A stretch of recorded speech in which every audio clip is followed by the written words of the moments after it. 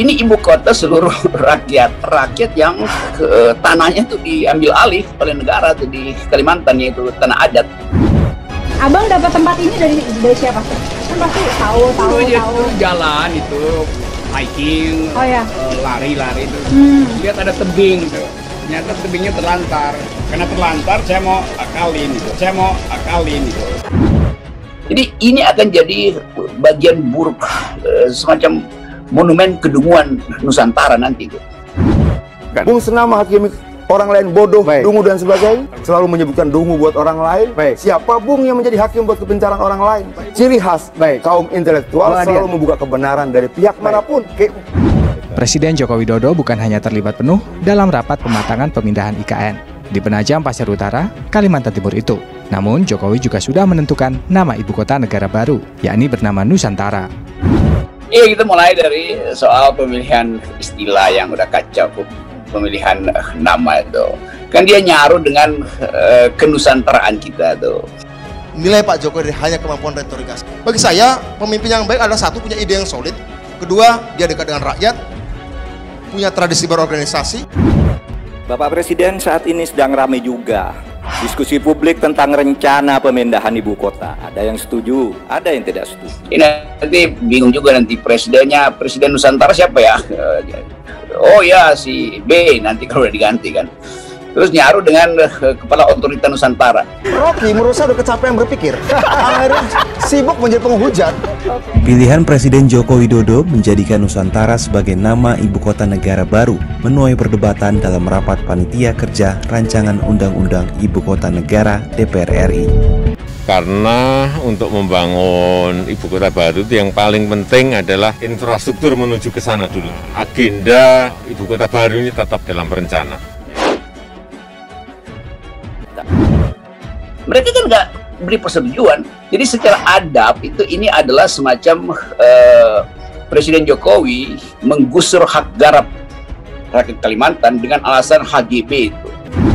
PT Sentul City menyatakan tanah yang didapat Rocky Gerung merupakan pengoperan dan pengalihan garapan dari narapidana kasus jual beli tanah perseroan dan pemalsuan surat yang bernama Andi Junaidi. Rocky pada suatu hari melihat petani sedang mencangkul di sebuah lahan di daerah Sentul. Lalu ia menghampiri petani tersebut dan memberi uang petani tersebut untuk membeli lahan. Saya nggak diperintah siapa-siapa. Ini suka-suka saya aja tuh, itu netral. Udah Nasional PPN Kepala Bappenas Suharso Monoarfa mengatakan nama untuk ibu kota negara baru di Kalimantan Timur adalah Nusantara. Pemilihan nama ibu kota negara baru itu merupakan pilihan langsung dari Presiden Joko Widodo. Jadi nanti kita nggak bisa bedain tuh yang berkuasa di Nusantara ini kepala otorita atau presiden tuh. Tapi itu kekacauan semantik yang awalnya adalah kekacauan konsep. Ngaca ya, biar pintar kau Rocky. Kau nggak pernah ngaca jadi ngomong sembarangan saja. Ya, ini makasih caranya. Rocky. Memang ini pemerintah ini rakus semen itu. Dan karena itu dia nggak ngerti apa yang disebut etika environment. Rocky menyerahkan uang, lalu petani penggarap itu memberi kembalian kepada Rocky. Rizik dan Rocky memang berada dalam golongan yang sama. Dia tidak boleh melihat lahan nganggur langsung digarap, baik lahan yang besar ukurannya maupun lahan yang sempit. Rencana untuk pindah ibu kota itu sudah digagas sejak lama, bahkan sejak era Presiden pertama Republik Indonesia, Insinyur Soekarno. Dan sebagai bangsa besar yang sudah 74 tahun merdeka, Indonesia belum pernah menentukan dan merancang sendiri ibu kotanya. Semua ibu kota di dunia itu legitimasinya jelas karena rakyat juga menyetujui. Sekarang nggak ada rakyat yang pro. Dari dukungan dan pernyataan sikap masyarakat Dayak se-Borneo bahwa seluruh masyarakat Dayak menyambut baik rencana pemindahan ibu kota ke Pulau Kalimantan. Yang pro adalah partai politik memang kan. Saya dengar ya ini kan udah dibicarain oleh fraksi, ya ini ibu kota fraksi apa ibu kota rakyat.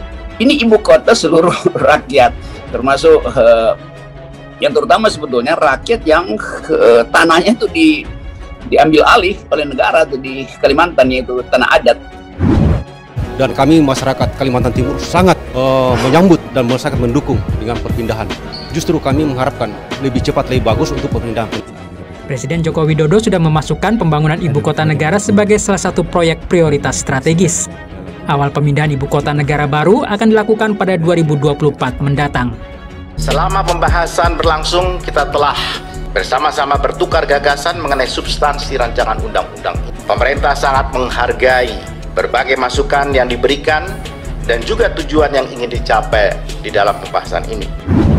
Menurut kami soal ada yang setuju dan ada yang tak setuju adalah biasa di dalam demokrasi, dan justru itu mempersehat kehidupan demokrasi kita. Kepada pemerintah yang akan menetapkan ibu kota negara, dan Borneo, bumi Borneo adalah ibu kota negara masa depan bagi negara kesatuan Republik Indonesia. Jadi ini akan jadi bagian buruk, semacam monumen kedunguan Nusantara nanti itu. Bodoh, dungu, dan itu kan kebiasaan Bung tuh. Dan Bung senang dengan cara seperti itu. Betapa banyak kritik yang dilontarkan terhadap ibu kota baru ini. Bahkan di sini ada Myanmar yang pada tahun 2005 lalu ini memindahkan ibu kota mereka dari awalnya di Yangon ini ke Naypyidaw, tapi sayangnya hingga saat ini masih sepi penduduk atau sering dijuluki sebagai kota hantu. Jauh sebelum IKN Nusantara, Myanmar relokasi ibu kota yang jadi kota hantu.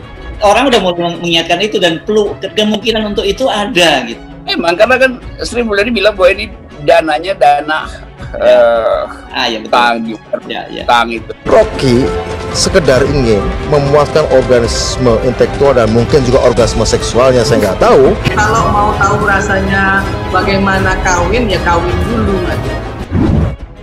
Beban Jakarta saat ini sudah terlalu berat sebagai pusat pemerintahan, pusat bisnis, pusat keuangan, pusat perdagangan, dan pusat jasa, dan juga airport, bandara udara, dan pelabuhan laut yang terbesar di Indonesia. Dan orang bukan sekedar mengkhawatirkan, melihat prosedur kita untuk membayar hutang nanti dibebankan pada presiden. Itu poin yang gila. Karena nggak percaya, karena Anda nggak percaya, jangan biarkan ada sebuah ide yang memakan tubuhnya sendiri. Rocky percaya bahwa dia bisa makan kepalanya sendiri. Itu kan sama dengan percaya bahwa kamu bisa memakan kepalamu sendiri. Ada yang bilang bahwa pemindahan ibu kota harus didahului dengan perubahan undang-undang. Ada yang bilang tidak harus begitu. Yang penting, kalau semua nanti sudah siap, maka barulah pemindahan yang resmi dilakukan dengan pembentukan undang-undang baru atau perubahan terhadap undang-undang yang sudah ada. Kami yakin selama pemerintah konsisten dan cermat dalam melaksanakan rencana ini, maka semua akan selesai dengan baik. Kita kan tidak mungkin membangun ibu kota negara sulapan dalam waktu 2 tahun, 3 tahun, 4 tahun. Di dalam master plan Bappenas juga yang sudah selesai itu diperkirakan 15 sampai 20 tahun. Jadi ambisi seseorang untuk pindah rumah, ya dia bayar sendiri dong. Masa dia pindah rumah nanti suruh tetangga barunya yang bayar tuh? Ini Pak Jokowi juga konsep kosmologi Jawanya nggak benar itu. Bagi saya sangat hebat. Dia tidak cuma bicara, tapi mengerjakan, melakukan apa yang dia katakan. Beban Pulau Jawa yang semakin berat dengan penduduk sudah 150 juta atau 54% dari total penduduk Indonesia, dan 58% PDB ekonomi Indonesia itu ada di Pulau Jawa. Alasan dipilihnya Nusantara karena nama itu sudah dikenal sejak lama, dan yang lebih utama lagi, nama itu ikonik dan di internasional juga mempresentasikan kemanjemukan dan kekayaan budaya bangsa Indonesia. Bahwa Nusantara itu artinya dimiliki oleh satu nusa, bukan dimiliki oleh 2 partai. Karena orang akan tahu ini ibu kota yang dipaksakan oleh 2 partai yang menginginkan reshuffle terjadi dan tidak kena ke dia tuh. Menurut kami tidak ada pelanggaran prosedur dalam rencana ini, karena pemindahan resminya secara yuridis nanti dengan undang-undang memang bisa dilakukan pada saat kita sudah benar-benar akan pindah. Memang ini pemerintah ini rakus semen itu. Dan karena itu dia nggak ngerti apa yang disebut etika environmental. Kita ini semua termasuk yang menonton, yang mendengar orang dungu. Karena yang lagi ngomong Raja Dungu.